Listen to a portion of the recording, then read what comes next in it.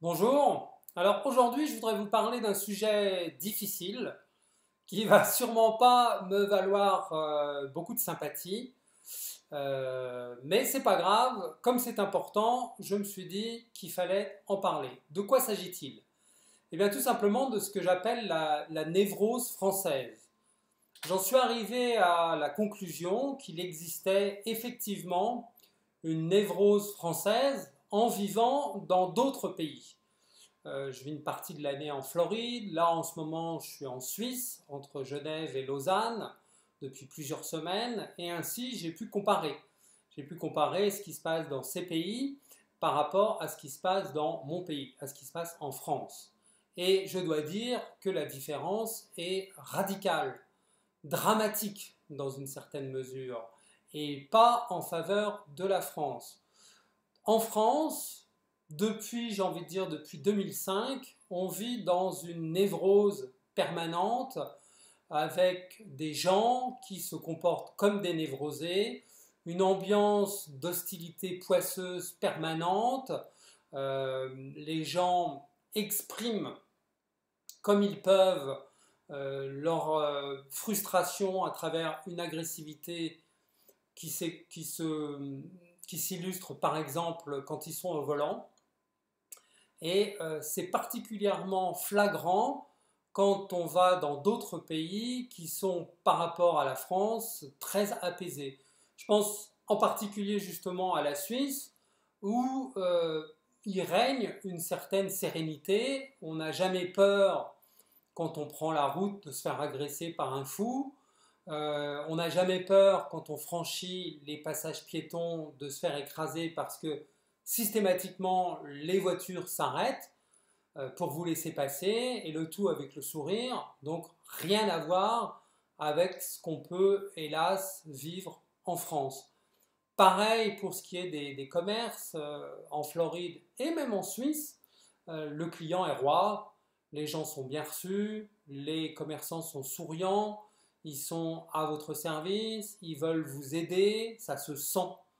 En France, rien de tout ça. Alors, bien sûr, il est important de dire que là, je rapporte une impression générale, avec toute l'imprécision que ça veut dire. Ça signifie surtout qu'il y a toujours des exceptions. Bien sûr qu'en France, on va trouver des commerçants aimables. Bien sûr qu'en France, on va trouver des gens qui s'arrêtent pour laisser passer les piétons sur les passages cloutés, les passages protégés. Évidemment que ça arrive. Mais l'impression générale, c'est que ça arrive moins qu'en Suisse ou en Floride. Et je ne parle que des pays que je connais. Donc en France, quand on rentre dans un magasin, d'une manière générale, on a l'impression en fait de déranger. Les commerçants ne sont pas souriants, le service au client, l'accueil au client, ils ne savent pas ce que c'est, et on ne s'en rend compte réellement que quand on va dans une autre culture, que quand on fréquente un pays différent d'une autre, mais à la fois proche. Et justement, on en vient à se poser cette question fondamentale, mais pourquoi? Pourquoi est-ce si différent? Surtout quand il s'agit de la Suisse qui est toute voisine. Hein, la France est juste à côté. Comment ça se fait qu'il y ait une telle différence? Et plus encore, on s'aperçoit que quand les Français sont aux États-Unis ou quand les Français sont en Suisse, eh bien, ils se comportent d'une bonne manière. Ils sont disciplinés, ils respectent les règles, et heureusement, parce que sinon on se fait mettre dehors, et c'est justifié. Alors qu'en France, on constate le contraire. Mais on constate le contraire aussi, par exemple, des Suisses. Quand les Suisses sont en France, sur le réseau routier, ils se comportent de la même façon que les Français, avec la même agressivité.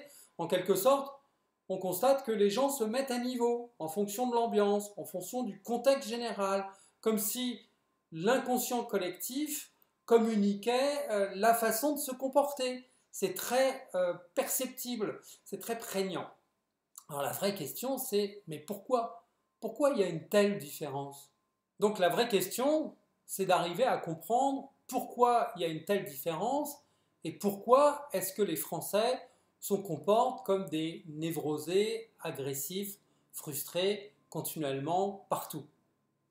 Bien entendu, comme toujours, avec des exceptions.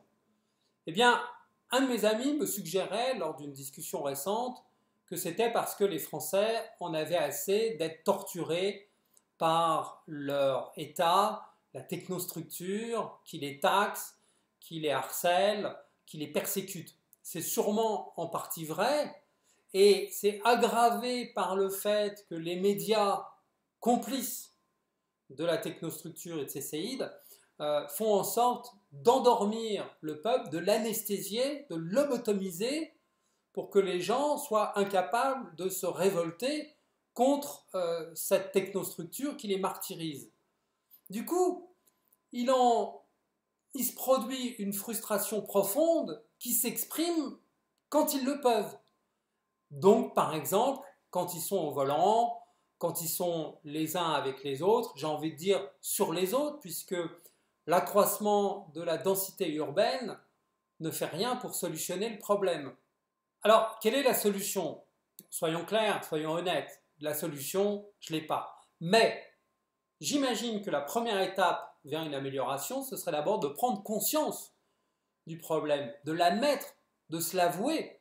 Moi, j'ai mis très longtemps avant de l'admettre, avant de me rendre compte, avant d'être certain qu'il y avait effectivement bien une différence d'ambiance entre ce qui se passait en France, cette espèce de névrose collective, de névrose contextuelle par rapport à d'autres pays que je connais bien. Donc la première chose, c'est d'abord de s'en rendre compte. Ensuite, peut-être, ce serait d'essayer de traiter les autres comme vous voudriez qu'ils vous traitent. Bon, bien sûr, ça paraît angélique, mais il faut bien commencer quelque part. C'est exactement la même chose que les détritus qu'on trouve partout. Ça devrait être un réflexe naturel de chacun de les ramasser. Pourquoi? Et tout simplement parce qu'on vit ici. On vit tous dans le même environnement. Il ne s'agit pas de parler de sauver la planète. Il s'agit simplement d'apprécier, d'évoluer dans des environnements propres. Donc, quand on trouve un détritus, on le ramasse, non pas pour faire une bonne action, mais tout simplement parce que ça nous bénéficie à nous. Moi, je n'ai pas envie de vivre dans un appartement sale. Je fais le ménage. Eh bien, c'est la même logique. Dès que je sors dehors, c'est chez moi aussi. C'est ce type de logique qu'il faut apprendre à nos enfants et les encourager à l'appliquer en permanence. Il ne s'agit pas de sauver le monde, il s'agit simplement de l'améliorer au quotidien. Et à mon avis, ça commence là.